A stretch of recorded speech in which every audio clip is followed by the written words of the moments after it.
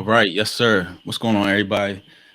This You. is Remy Please back again with another episode of Overtime. Overtime brought to you by Flight Room TV. This is our big 100th episode. We hitting a big trail Century mark. Mark. Yeah, in the whole stratosphere of what we call conspiracy and classic hip hop lines.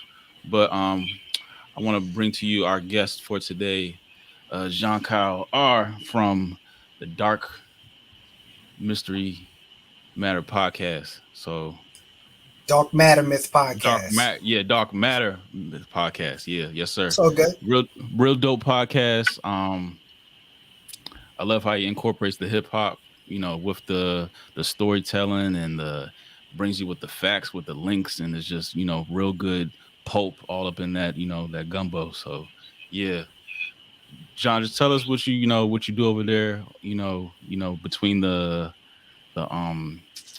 between the podcast, the comic books, what do you bring over there to the? In short, I produce a brand of hip hop that'll never sell. I say that, and I say that because I think as we know hip hop today, hip hop is predicated on the death of black people, the genocide of black and brown people. So what I try to do is I try to muster up a brand of hip hop that will uplift the people more than anything. I try to speak to the people in a manner that is worthy of their dignity and rather of their indignity. So that's what I do. Love it. No, that's what's up. Like that. Yeah.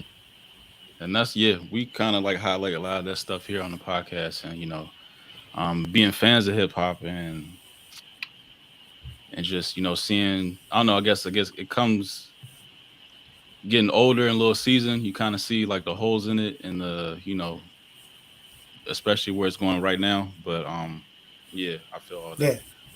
But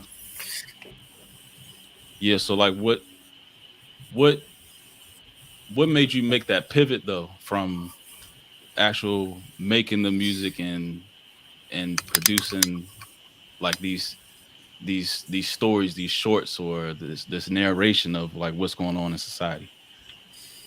I was at a place in my development where I was able to kind of let go on the surface level, and letting go of the surface level, letting go of my ego. See, when I talk to you guys right now, I'm talking to you from a place of my ego.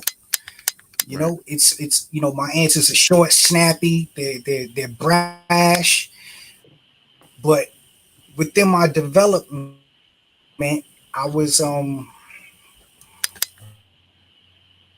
my ego aside, and with that, I began receiving information. Now I don't know I don't know where this information was coming from, but I was receiving it. So I would receive it in little tidbits, sort of like little nuggets, and then eventually I would receive it in downloads. So when I started receiving it in downloads, I was like, damn, I got to do something with this. And I began developing the unit. Okay.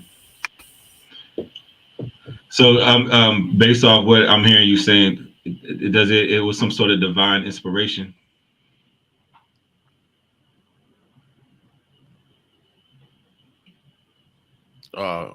You just muted yourself, John. You You muted. just muted yourself. There you go. There we go. Yeah. All right, my Yeah. fault. I would I would say yeah, I guess it would be some sort of divine inspiration, but I think there's a place that we all can reach, Mhm. and in which we're able to kind of just shed the day by day bullshit and just get to a sense of being, just a regular Mhm. sense of enjoying minute by minute. You know what I'm saying? And with that comes a fruitful of knowledge. So that's a place I believe everybody can get to. Now I'm just Joe Schmo out here, some little light-skinned dude, and people don't necessarily take what I say seriously. But I believe, I've ran across some of this information in parallel places, and I'm not the only person receiving this. Mhm. Right. Facts. And this is proof. Yep. So Yeah. do you find it like difficult sometimes to talk how you want to talk, like amongst your peers, or is this like I don't talk to people. Okay. I don't talk. For real? At all? Yeah. I used to, as a kid, I used to run my mouth. I used to, right? Used to run my mouth. I was the little loudmouth motherfucker willing to punch you in the face. You know what I'm saying? Okay. But now I don't talk to nobody. Like if I talk to somebody, it's we're developing. We're in a state of development. We're in a state of building. But I don't necessarily gossip amongst my peers like that Okay. anymore. I would love to, but I just don't feel comfortable doing it anymore. Well, yeah. I mean, it comes out great on your. And on your I'll tell you podcast. why. Yeah. Go But ahead, also I don't do video on my podcast either. So this is the first time I'm doing video, Yeah. thanks to you guys. But Yeah. It was coming down the road one anyway. reason I don't really talk amongst my one reason I don't talk amongst my peers is because a lot of people who people might consider themselves as my peers, I don't really have a lot of forward thinking people around me. That's what it is. I have a handful of people I develop myself with, we develop each other with. But other than that, there's not a lot of forward thinking people out there. And now I would also go forward with that idea. See, if there was a lot more forward thinking people out there, you'd have a bigger audience. Right. Yeah. Am I Yeah. wrong? True. Yeah, no, I agree.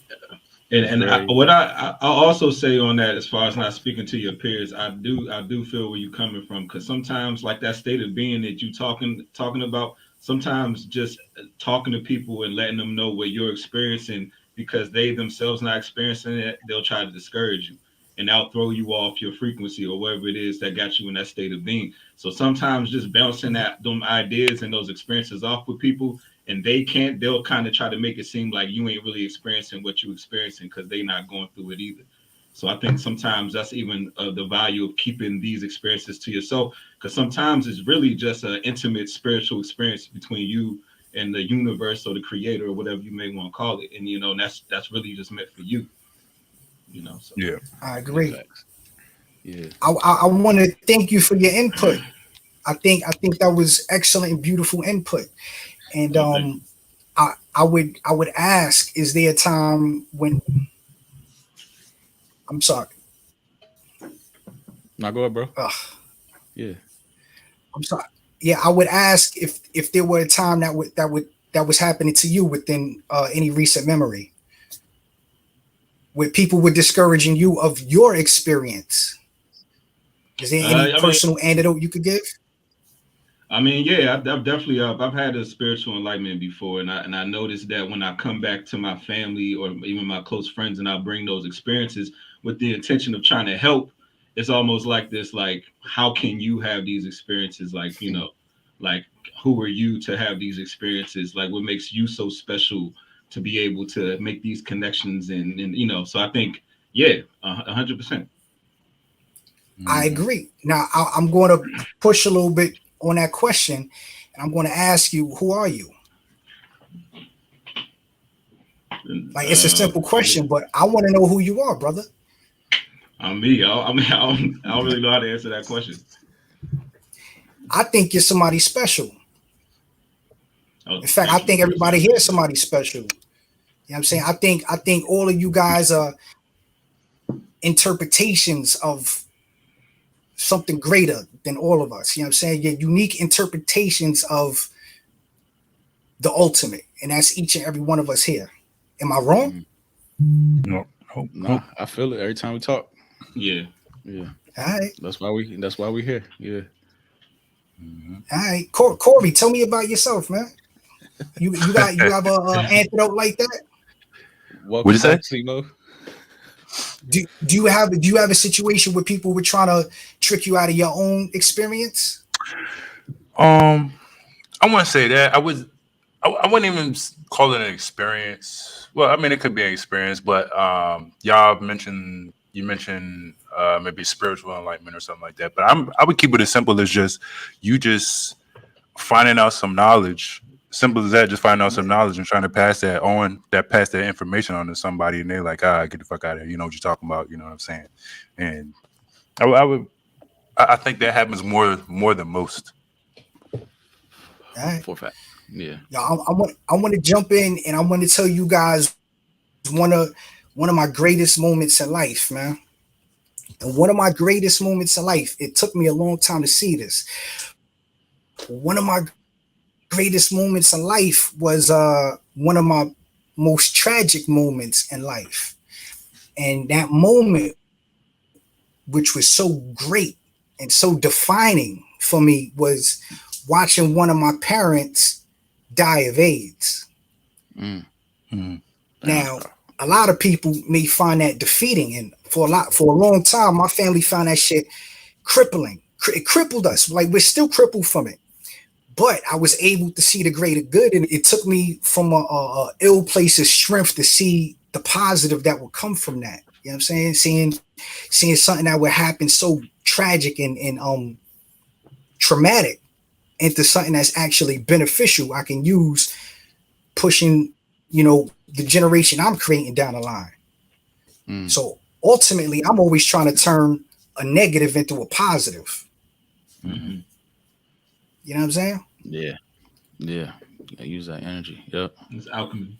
Yep. Facts. Yeah, man. I mean, yeah, that's heavy. That was a nice introduction. Yeah. Man, that's part of the dark matter myth. You know what I'm saying? Right. Okay. Yeah, I'm understanding now.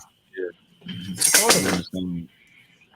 So, like, what if you could tease some of those stories? How would you tease them before, like, we get into like some of the stuff that that brought our ears to your platform? Like, how would you tease some of the comics and Ooh. I think like the first comic book I did came from a place of me trying to expose the steps in which a genocide would take place. And that comic book is called Die Young. And what I do is try to just kind of first I'll bring you back to the Rwandan genocide in like 94, where we had neighbors killing neighbors. There was a time and place where you had Hutu killing Tutsi, but you couldn't tell them from apart. You know what I'm saying? Mm-hmm. But the genocide, in a sense, was based on white supremacy in a weird way, even though they was African. Mm-hmm. So, it's just, I think the comic books are me clawing at the fabric, the society that is willing to exploit humanity into slavery. So that's what I'm doing with the comic books. Where can people love them? Like, if I don't know, you could check them out at darkmattermyth.com. Boom, right there. Darkmattermyth.com. And this, but they're also available on /shop. But they're also available on Amazon Kindle and Google Play Books. They're not as impressive like that, but the tangible copies are much more filled with energy, I must say. Okay. So yeah, like I was previewing, like how we came about your platform.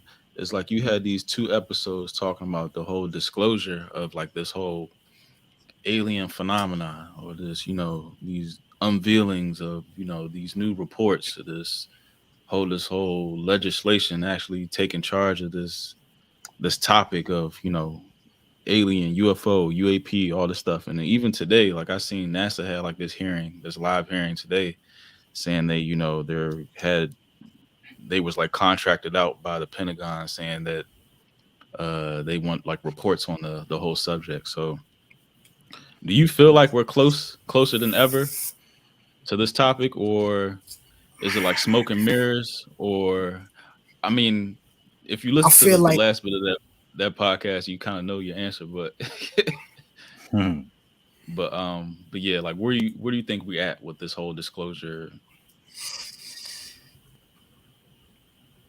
I think it doesn't matter. That's my it doesn't matter. Like I want to jump.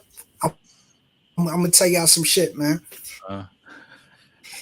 When I was a kid, every day growing up in Brooklyn, right? Every day growing up in Brooklyn, I would go to the shower. You know,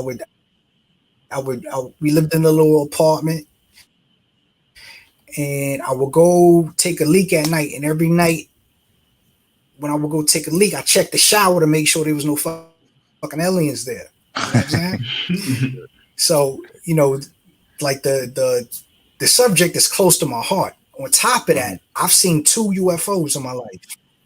2 of them shits. One of them headed on my way to Virginia.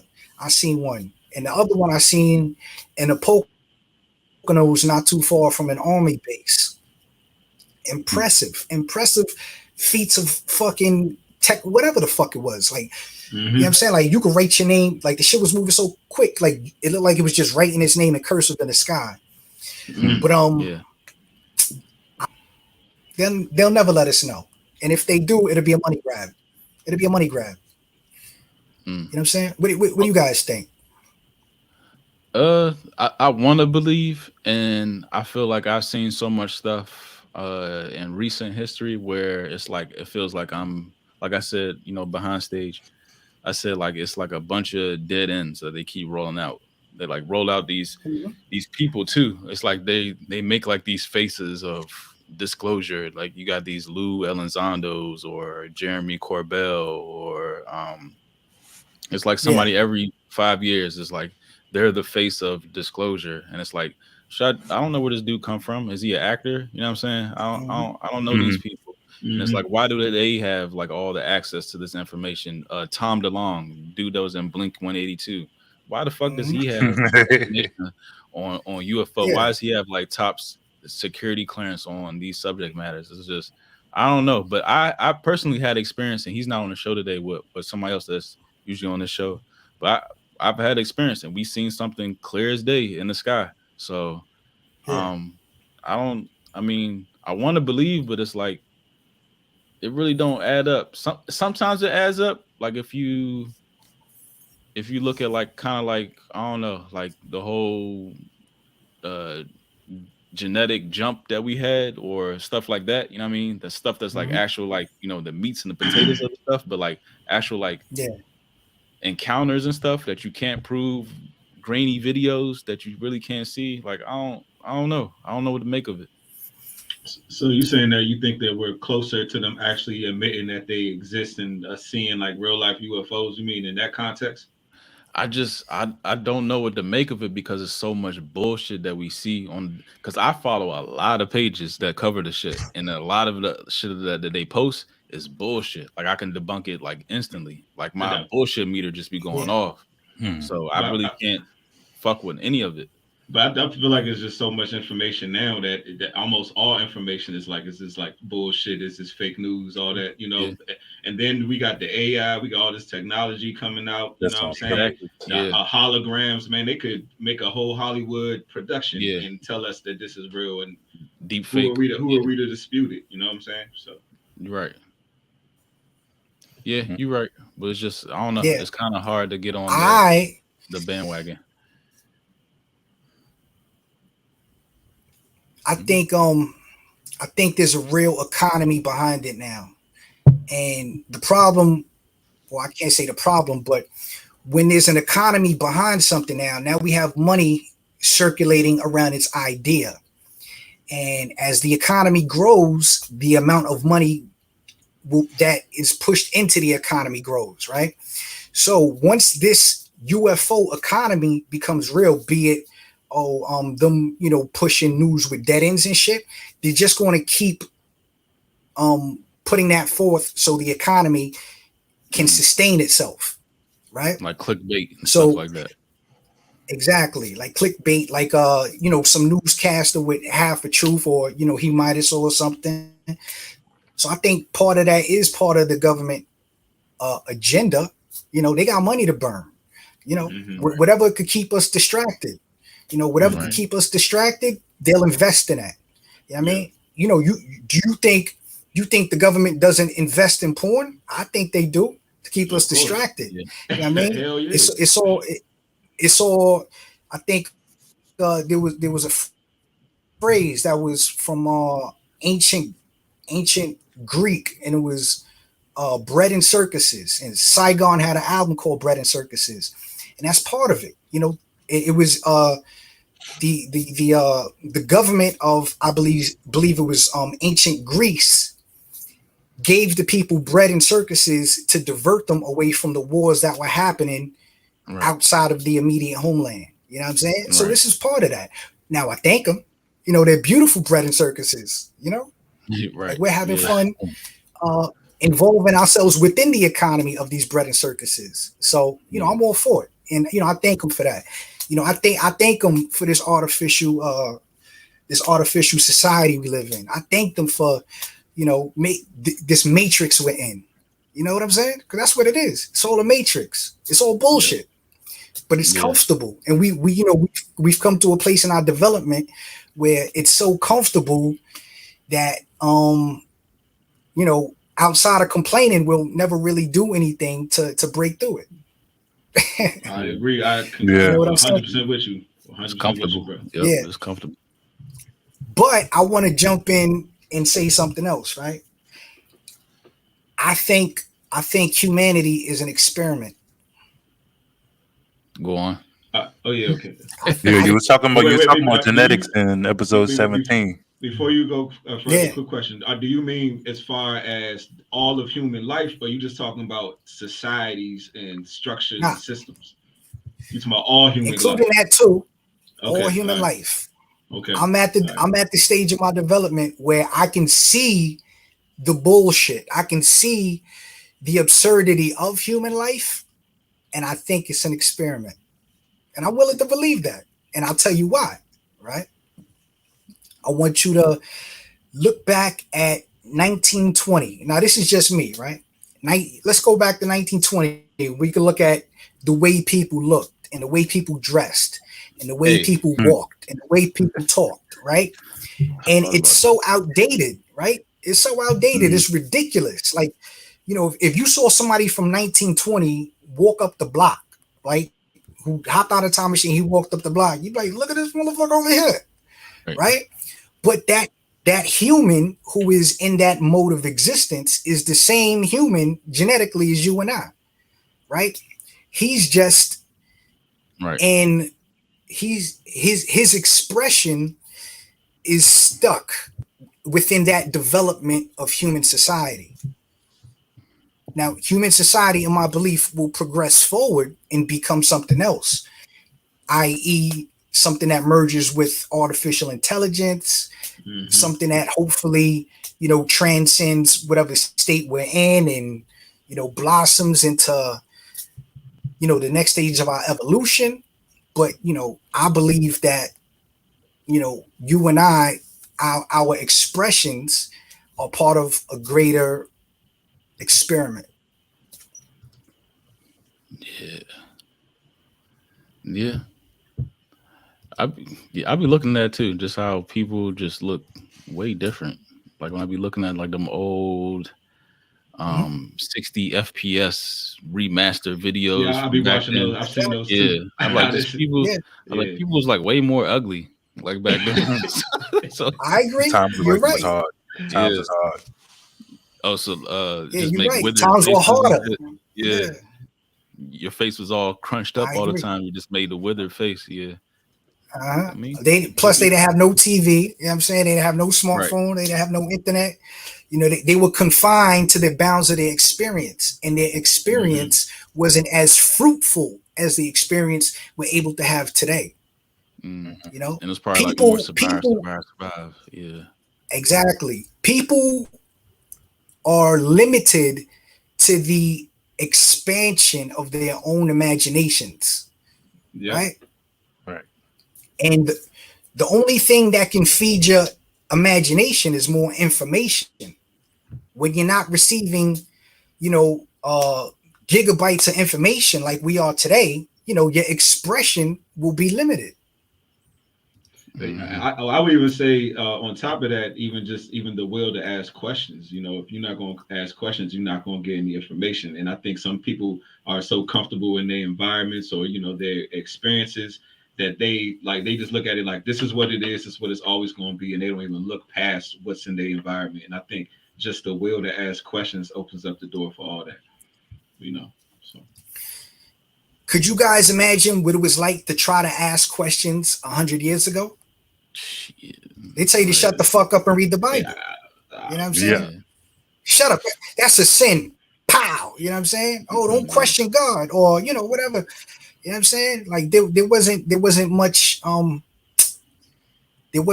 much willing to look deeper for real answers outside of what's given. And what was always given within the last couple of 100 years was that motherfucking Bible. You know what I'm saying? Yeah. Mm-hmm. And that Bible, if you ask me, you know what I'm saying, in many ways is a weapon. It's a weapon. It could be used as a weapon. You know, definitely. one way. Yeah, I grew up in the church, but one thing I learned in many churches, especially, I grew up in the Catholic church, and we have Black Baptist churches across the street, and my family's from the South. And one thing that's true about the Bible, it was used as the weapon against the slave. You know, they were hand picking. They were hand picking the verses out of the Bible and going, look at this. You know what I'm saying? Look at this. Look what it says. Look what the truth. Look what the word of God says here. This is your position. Stick to that position. You know what I'm saying? So in many ways, it was a weapon. And they could. They wasn't allowed to read. They wasn't even allowed to read, so they couldn't even check up on it. Mm-hmm. If I'm not mistaken, they were given their own particular Bibles also. Yeah, with sections carved out, I think. Mm-hmm. Yeah. You know what I'm saying? Mm-hmm. But that's humanity subjecting humanity. You know what I'm saying? Part of the ultimate experiment I believe we're in. Mm-hmm. So what do you think is the overall end goal, or what information are they trying to gain from the experience, or who do you think is the creator of this experiment? That's a good question. I don't know. I would hope to some degree we are the creators of our experiment. You know what I'm saying? I don't know. That's a deep question. What you mean? Like a higher version of you? Like Prometheus? Hopefully. Okay. Hopefully. But that's a very good question, man.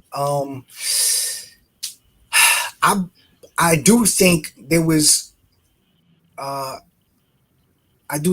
alien influence, whatever that was. If there's another race, or I do think that happened, man. Scientifically, it could happen. We have terms for that. We have terms like panspermia. Panspermia is the transference of molecules that can be used to build life from one celestial body to another. You know what I'm saying? Mm-hmm. Hey, yeah, they're doing it right now. Like, I mean, the whole Adam and Eve story, that, the how they voting all these seeds over there in like the North Pole and stuff like that. They're preparing for it right now. So it seems like they going off history. I don't know. I would agree. You know what I'm saying? what are you anticipating? How do you think this? How do you think what do you think it would take for us to get there in order for them to have to pull those seeds? Either like a self-inflicted cataclysm, or yeah, That'd or be like, dude. I feel like the whole, because they keep using this phrase "Great Reset," so maybe they try and like self-inflict some type of reset, and you know, the ones that carry all the knowledge and money are the ones that are going to survive this reset. That's what I think. So That makes a lot of sense though, because when you put it like that, let's say them, like you said, the ones with all the knowledge, all that. Let's say there's like a end of the world scenario. Now the people with all the knowledge, they have the fruit, right? They have the seeds, they have all the herbs. So then all they can do is reproduce. You know, take that orange, put the seed in the ground, get an orange tree, so then they're gonna automatically have resources, and they're gonna automatically be empowered, and they're gonna automatically run shit. Right. And even to go even further, like this whole implementation of AI technology, robot technology, all this shit. So it's like they just do away with all the, you know, low level people. That's why there's such a gap between, you know, the poor and the rich right now. So you just eliminated the poor, then you have all these AI, you know, workforce or robot workforce, and then, you know what I mean, that becomes your slave, and you just living at the top in power. That's just, I don't know. That's just my. I think. No. I see. Yeah, good. I think that line of sight. No, go ahead, please. I was going to say that line of sight is. Oh, we on a lag. I know, right? Yeah, we're lagging. Yeah. Right. You got it, though. You got it, bro. You got it. All right. Okay. All right. So I think that basically the government or the overall plan is to basically stuff us, fatten us up. We just gonna be sitting in the house in front of our computers doing this all day, eating, consuming, and then they just running the world with their robots, and we're being indoctrinated, and we're spending money on our phones, being lazy, making money for all these corporations, and they got all the hard labor is done by robots, and we just sit in the house consuming nonstop. You know, just basically slaves with a short shelf span. You know what I'm saying? Free range animals. Free range animals. That's what it is. Yeah. So will we need money in the future? Nah. You just to need consume? Points. We just need points. How you get points? You be a good boy. Exactly. I just keep consuming. No, but you're right though, because think about it though. What if you get like an allowance for conforming to whatever messaging they don't tell have a you. podcast like this. You know what I'm saying? It's like, oh well, you confirm it, whatever the ideology they push now in society. As long as you stay within those boundaries, you'll get your monthly allowance. If you have a perspective or a mindset of your own, we'll punish you and we'll just cut off your food supply. And all the people who do, and they're just going to say, yes, correct, you are right, we will do, so we can, just because they want to eat, just because they want to have luxury and comfort, you know. And like that thing you were saying earlier, John, I think it's true. I think the more and more comfortable we get, the more and more control they're going to have over us, you know. And I think that's pretty much what they setting us up. They fattening us up for the slaughter. You know, that's what I really think is going on. Facts. Now I would counter, right? Okay. Would you have it as opposed to that, you know, reality that you believe we're being setting up for, right? Mm-hmm. What would you wish for in contrast to that? I think I wish, as far as the people, because we the ones that's getting manipulated, we the ones that's getting tricked. I think that if we understood that we are not each other's enemies, we are not the problem. You know what I'm saying? I think we all was put on this earth for a positive reason, for a positive purpose. And if we actually, you know, work to become the best version of ourselves in order to be of service to others, I think if we understood that, all these systems would fall. I think these systems are all built and created on our division, on our insecurities, on our insecurities, you know, our feeling of lack, feelings of, you know, not having enough. I think if everyone was to service of each other, I think that would eliminate all this. That's just my opinion. Agree. Big old fact. Now I will follow that up. That's a beautiful answer, right? Mm-hmm. Is there anything you can do tomorrow to begin to kick that reality into play? Is there anything you can do tomorrow to become in service of others? I mean, honestly, man, all right. I think it all starts at home. You know what I'm saying? I think it starts with yourself. You know what I'm saying? I think you have to try to improve yourself, be real with yourself, your flaws, the things that your bullshit, you gotta be real about all that shit. Cause it's like when we lie to ourselves, we lie to everybody else around us. So I feel like if you be real with yourself, try to correct those things to be in better service to others. I mean, yeah. So to answer your question, what I would do starting tomorrow, man, as simple as just pushing out positive energy, trying to build people up as much as I can, and just try to be the best person I can be. I know it sounds cliche, but as far as within the range that I understand as of right now. I don't know if that makes sense. And don't forget our kids. Because I think our kids up for that. And that's what I mean when it starts at home. But but I think that everybody thinks it's supposed to be some great, like grandiose, just super big act of giving. No, it just starts with how you carry yourself on every day, how you interact with people. Are you bringing what's the word called positive? Are you an asset to people's lives? Are you contributing to them? Are you taking away? Are you encouraging people? Are you inspiring people? Or are you discouraging people? Are you making people feel like, what I'm saying? I think that type of attitude, I think could carry people a long way. Yeah. Fact.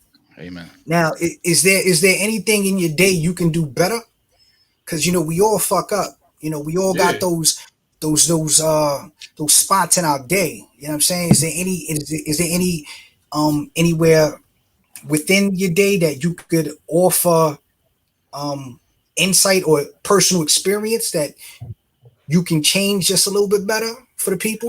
Can you contribute? I mean, I say just even I'm I'm not positive all the time. You know what I'm saying? I might be out these motherfuckers. Look at this dumb motherfucker. These motherfuckers stupid dumb shit. Like that's still negativity. You know what I'm saying? I'm still judging people in a negative way in my mind, even if I might not necessarily doing harm to that person. But I will admit, you know what I'm saying? I do be walking around like, what the fuck, stupid, dumbass shit, like John Morant. Yeah, whatever it may be. You know what I'm saying? I think I could definitely, work on that in the simplest form. I would agree. A lot of the times I'm on that shit too. Like, look at this motherfucker over here. But there's instances, right, within observing my own strength where I know I should probably offer a smile more than anything else. I agree. You know what I'm saying? That's a great way, because you're so right about that. You have opportunities to be kind and positive, offer a smile, and I just choose not to. You know what I'm saying? Just because I don't feel like it. You know what I'm saying? And that's real. That's real. Or say hi, say hello when passing by. But what's so crazy? It's just about life in general, man. It could be something simple as that person, you go to the coffee shop in the morning, that person make your coffee right. You know what I'm saying? That affects your day. You know what I'm saying? If that person said a kind word to you, smiled at you when you came to the register, that affects you from that moment you walk from that register out that door. So I think if everybody actually understood that, it'd make the world a better place. Do y'all feel like living in these metropolitan areas has kind of like hardened y'all? So y'all have that already like shield up where you can't fuck really, that shit. Like you in survival mode, like you know what I mean? Like I'm in Pennsylvania now, so it's nowhere near like New York. Right. But it's awfully urban where I'm at. I'm in a city called Bethlehem. Okay, yeah. I think I've been. But you're right.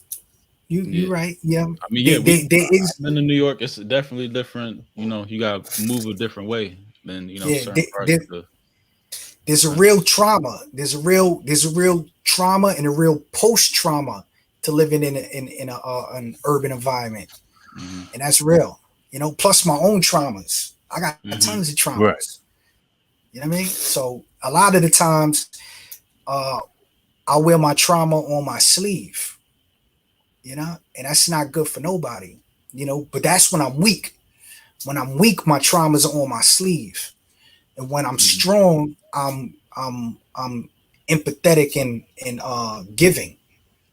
You know what I'm saying? Yeah. When you're strong. Yeah, when I'm strong. Yeah. I agree. You know, that's the truth though, man. And you know, they kind of program us to think it's the opposite, you Right. know. That's what I Yeah. mean. And I think a lot of us, especially as men, you know, we growing up in the society, we kind of get trained to believe that not having compassion for other people, you know, that type of things is a sign of strength, or that's what makes a man to not care for others and things like that. But it's actually the opposite. I don't think if men weren't compassionate, we wouldn't be able to build anything. You know what I'm saying? I think it starts with that alone to even just consider other people. You know, so that's something that has to be there. You know, a lot of the times as men, we don't take all of the tools that are provided to us. We don't use them, right? And we'll circumvent the tools that are provided to us. And exactly what I mean is this. And as people, we're given we're given mechanisms to shed tension and stress, right? But we never use them.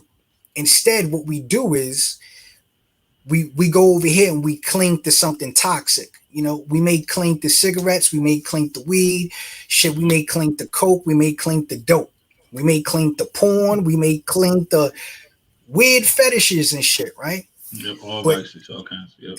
some of the original mechanisms we were given since birth, right? Mm.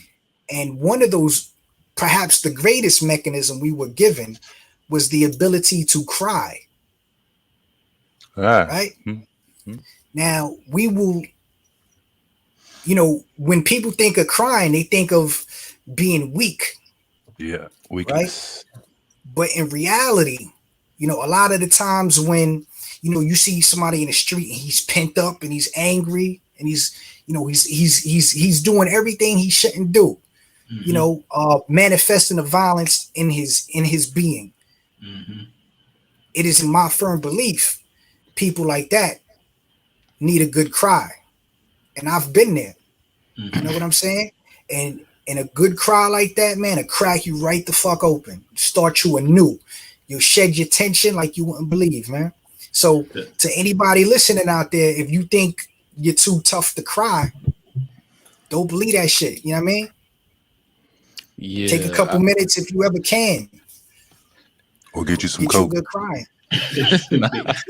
Or either way. You know what I mean? No, I seen But, I you seen a know, little kid in my neighborhood last year, and I guess his sisters and brothers was teasing him, and he was pushing home on his bike with no shirt on. He was crying. I was like, that shit looks so comfortable right now. Like I felt him in that moment. So yeah, word up. yeah. Word up. But you ever seen a man cry? Yo, you remember that dude? What was this? Remember that boxer? Damn, there was a meme on this Deontay dude. Wilder. The real ugly cry. Nah. Yeah. The dude with the ugly cry. And he was like, man, that cry. Yeah. It was on like intervention or some shit. Yeah. Okay. You think he was the same person after that cry than he was before? Nah, that shit look pent up. Pent up, man. You gotta let that shit go. You know what I mean? So, or any men out there listening, man, you're not too tough to cry. And if you think you are, you know what I mean? I know some real tough people out there. You know what I mean? I know some real tough. Disney. Yeah. Exactly. I cried.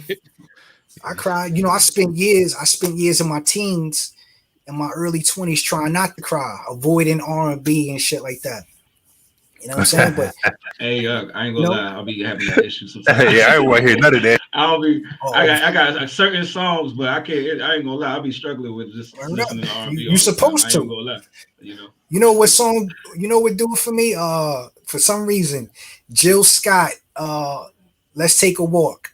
That's a great song. I love that song. That's a great song. You know what I'm saying? That shit, it just brings tears to me, man. For some reason. You ever listen to that album? Yeah, the YouTube jump when they add like rain songs behind it, like rain music behind it. Yeah, absolutely. Yeah, absolutely. You know, I came to that belief through a couple ways, but one of the ways that I came to it was understanding the power of laughter, right? And laughter is so ill that, you know, when you go to a comedy club, you go to laugh. But in reality, you go to a comedy club to cry. Yeah. If That's it's true, good, though. You know what yeah. I'm saying? You wanna Right there. laugh until you cry. Yeah. Oh shit! You know what I'm saying? But So you're just right got though. it. Okay. Release. It's a release. Yeah. And when you have that crying laugh, man, it feel like it's like a Ain't nothing better. therapeutic feeling. Yeah. It does. It's like this yeah, satisfaction. That's the best way to describe it. yeah. That you feel when you get that You're good tapping laugh. into that. Yeah, Yeah, you're tapping in. You know what I Yeah. mean? That tool is there. Mhm. That shedding is there. Shit is real. Right. You know? Shedding, Shit, I yeah. might cry after this, man. I might go upstairs Hey, and cry. but man, it's so real what you're saying though, because man, I just know just experiencing just even with family, you know, it's this like this almost crying was like forbidden. You know what I'm saying? If you a boy, Shit, man, girl too. Boy. You know what I'm Oh, saying? yeah? It was like none of that. Like, you know, you get shamed, like just straight up, even a little child just shamed for crying for just waking up. Yeah. You know how kids cry when they wake up out of nap, getting shamed for that. You know what I'm saying? So, yeah, true. but the thing is Yeah. that then when you look at the adults, they walk around with pent up anger all the time. You know, so now you Because you gotta get up. But Get the this thing money. is, no, but not just that, it's because that's how they was raised. You know what I'm saying? So they Right. don't even see it. They don't even see how it's affecting everyone else around them. You know. So Yeah. I believe there was a place where people had to be in order to not process emotion. You know what I'm saying? There was a place in time where people needed to avoid the emotions and whatever was involved in processing these emotions. But you know, as we're moving forward and you know we're evolving as a people, like I don't think we're in that time anymore, man. I think Yeah, you know it's very unwise to leave these emotions unprocessed because they just build I up, and then agree. before you know it, you got an active shooter. exactly. Or Mental you know what health I'm is a big thing now. that and all kinds of stuff, man. Like you said, how they can manifest into all Yeah. kinds of weird fetishes, and you just never know. You know what Yeah. can manifest from a person Yeah. that has pent up issues or things that they not releasing. So I agree. Or as a collective Word of up. people. So what you're saying is making Or sense though, collective. because Yeah. generation, just because it seems like in the generations, you know, in the past it was more like that. You know what I'm saying? Whereas now people are less, you know, are more open to emotions compared to because you know, even when I'm talking about my parents and grandparents and their generation is like emotions is just, you know, do without them altogether. You know what I'm saying? So it's like maybe Mhm. because it's just how the generations and the times is changing. You know, we have more information and people are more open to new ideas. So. That's them 1920s Yeah. folks you was talking about. You're absolutely right. Yeah. Mhm. You're absolutely right. And as with those people, you know, I'm not sure who said it, but they were surviving. You know what I'm saying? Yeah. And when you're in survival mode is different from being in a mode of prospering. You know what I'm saying? I think everybody here, we have the ability to prosper, to really grow. You know what I'm saying? In more than one area, and more than just financially, or more than just, you know, our social media presence. You know what I'm saying? Mm-hmm. I think the biggest area we have the chance to grow is perhaps, you know, that spirit area, you know, where you know, a lot of people weren't allowed to tap in, but that's neither here nor there. Nah, no, that's facts. Yeah, you can pick up that book. You can get on that search engine. You can listen to that podcast. You can listen to that YouTube video. You got room to grow. You're not out there. I gotta get it. I gotta get it. I gotta get it. I gotta, you know what I mean? Set my family, my generation up for the future. So, and then everything's at our fingertips. Yeah. So it's different. Everything. Yeah, you're not getting beat over the head with, you know, the Yeah. Bible. You can listen. Yeah. You can read I the work Bible. from You home. can also, yeah. Some people got it good, like Corey Mo. Yeah. How nice. Shit. How nice. But yeah, You we know, was but talking about how like that's the, beautiful. yeah, we was talking about like the whole like collective and, you know, like the whole. I've been thinking about this, like the whole like group think of everybody and how you finished up with like the one of those disclosure episodes is saying like we not ready. It don't matter if we want to, you know, experience, you know, life on coming from another planet, it don't matter because we're not ready. So like, what? We're not worthy. Yeah, I we're think not was the worthy. Like, word. yeah, we're not worthy. So like, what? How do we get there as a collective? Ooh. Wait, say that one more time. My bad. Like man. how? Because How do we get there? I do I gotta agree with unzip that. my Like, onesie for this. yeah, I do agree with that because like as a collective, like it's a lot of hate, it's a lot of animosity between people, and like if we want to bring people together, we gotta realize like we all in the same as in the grand scheme of things of how people want to have us like locked down and everybody taking a shot in their arm for no apparent reason. Like they want us like what I mean, subjects to shit. But like, how do we collectively get ready for pretty much a disclosure of like of like a great magnitude? Like that's No, I'm laughing because like, I are people remember ready? he said at the end of 17 he was saying something about niggas on Joke Time. It was Yeah. when they went to that Area 51 joint. He says Right. folks was out Let's there clap with them the cheeks. sign, clap them cheeks. Yeah, let's clap them cheeks. Yeah, Let's clap them alien cheeks. yeah, that shit was on my birthday. Yeah. Clap alien cheeks, man. I'm with it. You know what I'm saying? But do you see like all these I'm with it. alien depictions? I don't want to clap no alien cheeks. Like none. I've clapped worse. You know what I'm saying? We go isolate. Clap worse. he clapped unintelligent like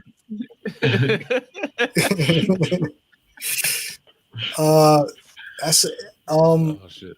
I in order to get there, man, I'm gonna be in Is order it to get attainable? there. Not in one generation. You know what I'm saying? Okay. There's going to have to be a lot of bad people who die. Hey, short. yeah. I was thinking that was gonna come. Right? It's I was going gonna say that. Thanos. Yeah. gotta be a lot of Yeah.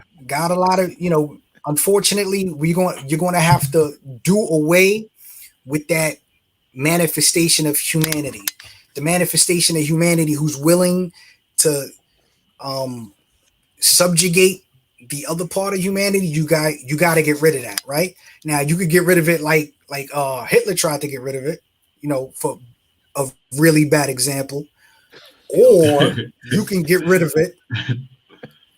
I was in a good example. Yeah. Hitler. Shit, I'm digging myself a hole here, right? But in Hitler's mind, he wasn't wrong. He Right? thought he was doing. Yeah. He thought he was doing the right thing. That's how twisted humanity is. In order to get there, in order to get to a utopia like that,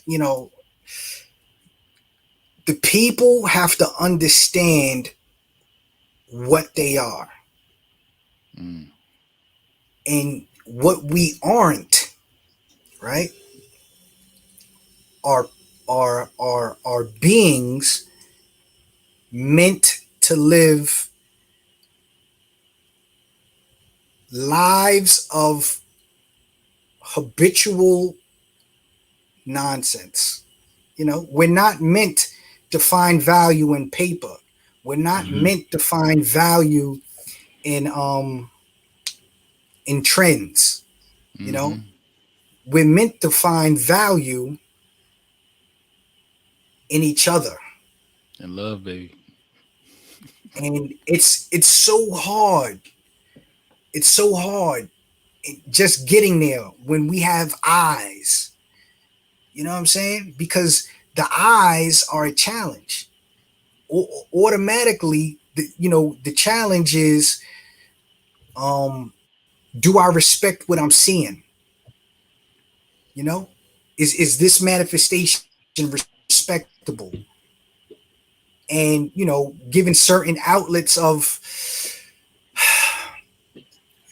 given certain social norms, for instance, like the norms that came out of Jim Crow America, or the norms that came out of apartheid South Africa, right? Given those norms and how they condition people, how can we not fall victim to what we're seeing? Mm-hmm. So I perhaps we all, I think, you know what, the first step is we gotta lose our eyesight, man. We gotta go straight Bird Box. You know what I'm saying? Ooh, Straight okay. Sandra Yeah. Bullock. Yeah. Because you know the truth All right. isn't in your eyesight.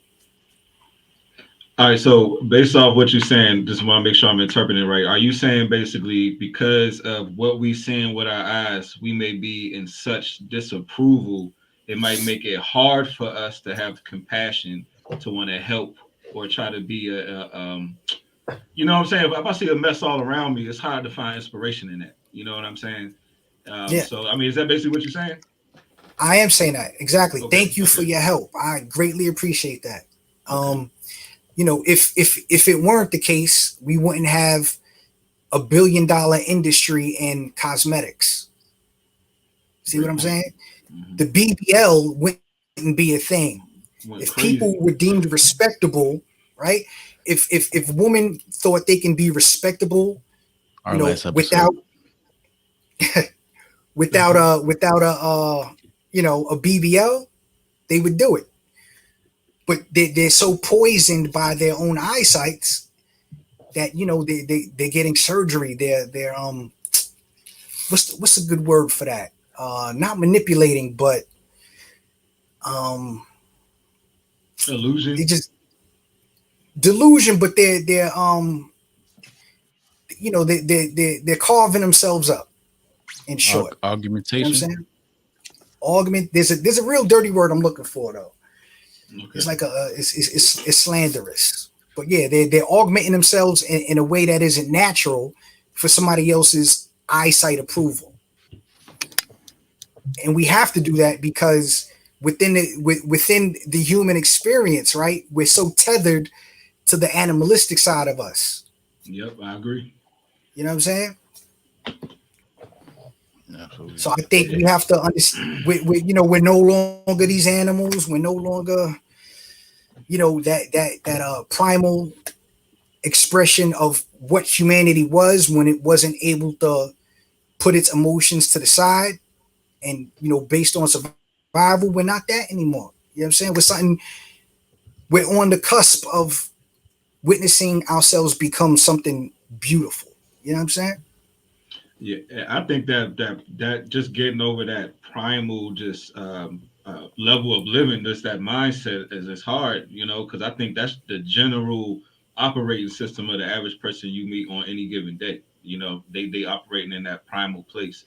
So just even these concepts that we're talking about, you have to be able to transcend past that just to even have these conversations we having, because you can't have these conversations with everybody, you know. So that would definitely be a challenge, that, you know, just to even get past that. But I guess that's what the powers that be want, you know. Keeps us at odds. Yeah. You know, you use a very beautiful terminology there. You know what I'm saying? Transcending. You know, Oh yeah. and I think, you know, transcending that step of humanity. You know, that operating system you were talking about is a huge step. But a lot of people don't realize that we're even working in that framework of having an operating system that is Gotcha. primal. You know what I'm Gotcha. saying? They just, you know, they just hit the like button and swipe. You know what I'm saying? That's the expression we're working with now. But thanks to people like us and discussions like this, you know, and given if we can, you know, push this on a widespread basis, you know, we can begin to have young people like us engage in conversations like this. I agree. And I think even just in general, a lot of, you know, younger people may not have that many people around them that they may think like this. They might, you know, have these might wonder about these type of things, but they may not, because, you know, in the younger generation, that's not what's cool right now. You know, thinking like this, you know, just thinking about what's being promoted right now. Like we was talking about the whole Ja Morant thing and just NBA young boy. That's all primal. You know what I'm saying? Ain't nobody. Yeah. That's it's hard at that, especially at that younger age, to have these type of conversations because everybody primal. Yeah. And then you're young, hormones crazy, testosterone crazy. Like you know what I'm saying? They ain't trying to hear none of that shit. Dopamine. McDonald's. Word up. Yep. McDonald's. Yep. Yeah, my son loves his chicken nuggets. You know what I mean? Mhm. Yeah. Yeah, man. Yeah, man. It's good. You guys, conversation. where you guys getting your dopamine from?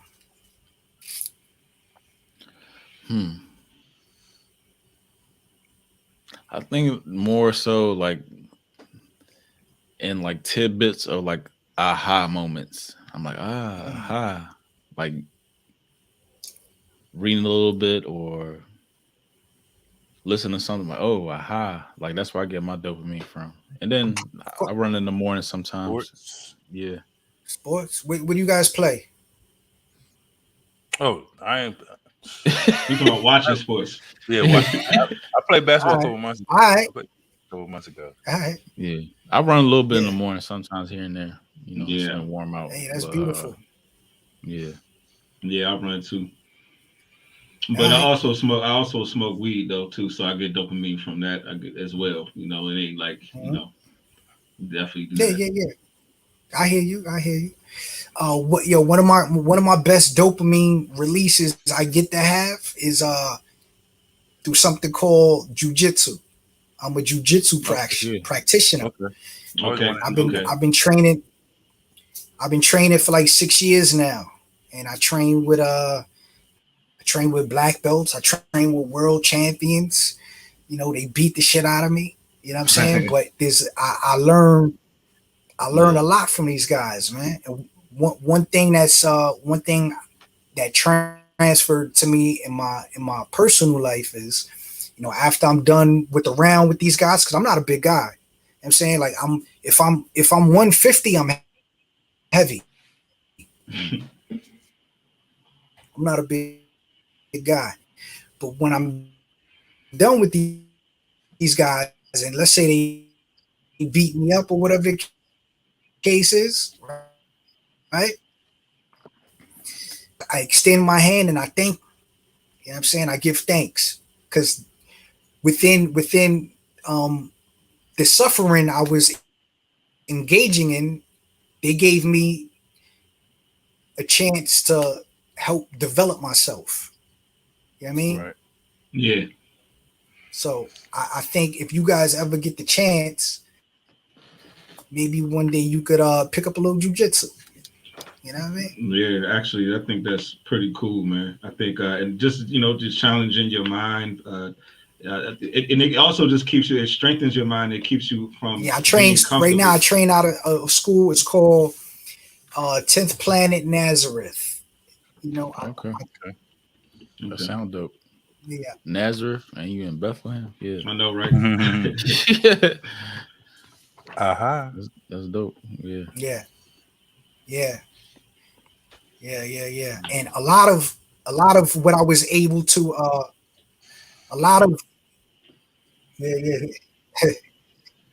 Mos Def had a line like that. Mos Def had a line.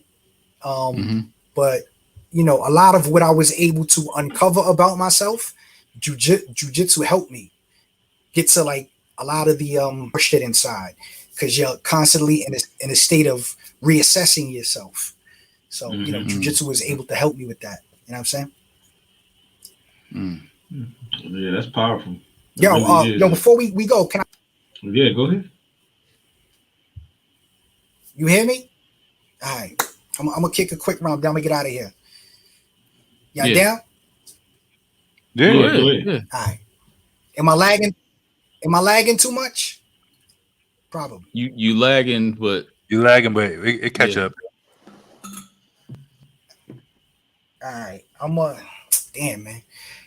Because if I'm lagging, it ain't gonna come across too well. But I'm gonna give it a shot. And this probably because my wife is upstairs. She's probably watching Netflix or something. But, shit. All right. Here we go. In dedication of the high strung, This cold breeze snaps back on my flesh, much like a dry thumb. Who in search of a feeling can never find one. In decline, no, my greatest pleasure was to die young. This epic crash of when the tide swung, this front defies none. Who in search of better footing for a dry run, but slipped away before supplies come from witnessing a string of tragedies we couldn't cry from. I think the time's come to reclaim what was lost, for the override's done. Somewhere between a lightning strike strum and a firefly's hum. Dilated and over pacified, I couldn't feel like myself unless I stared in the hairs of Medusa and tried to bat my eyes. I wrote my epilogue on documents that was classified, knowing a small part of me is striving up for masses pride. It's asinine as the mass divide, but I couldn't battle with a beast that I knew I wasn't half his size. When I could turn the mass to ride to my last goodbye, I would willingly take the seeds of the fall that'll leave them bastardized. Raise their fractured minds on the path of lies. Baptize them over some Percocets. And it starts with over blackened dyes. It's a square dance in a marsh pit, but it passed the vibes. I pray I got the strength to pray when I'd even half survive. So as sure as the time will come from guns, that another child or rapper dies, I bring you hip hop within its last disguise. There we go. Like that. Yeah. Man. Dang, I wanted to ask you about the whole rap, because I know you was talking about the how you felt about the messaging in the music. I wanted to ask you about that, but maybe next time, man, if you gotta go. I think you muted. It's lagging. Yeah. Next time, I'm lagging, and I may be bringing your episode down a little bit. So I'm gonna get out of here while I'm clear. All right, we're gonna send you off. It's another overtime. Glad y'all joined us for this 100th episode. It's a big, milestone. Overtime over here at the Flight Room Podcast with our boy John Cal R. Dark Matter Myth Podcast. Yeah, this was an interesting conversation. You fit right in, bro. Like you always say this shit. Yeah, you gotta come back. You feel right in. Right. So yeah, we're gonna link back. Hope to see you, with a lot of stories coming back from your vacation and all that shit. So yeah, it's me, Remy Please, Corey Mo, Lighthouse, Jean Cal R, reporting to you live from Overtime 100 at the Flight Room TV. We're gonna catch you on the flip. Corey Mo, thank you, sir. Thank y'all. I appreciate it. Thank you, bro. Thank you, man.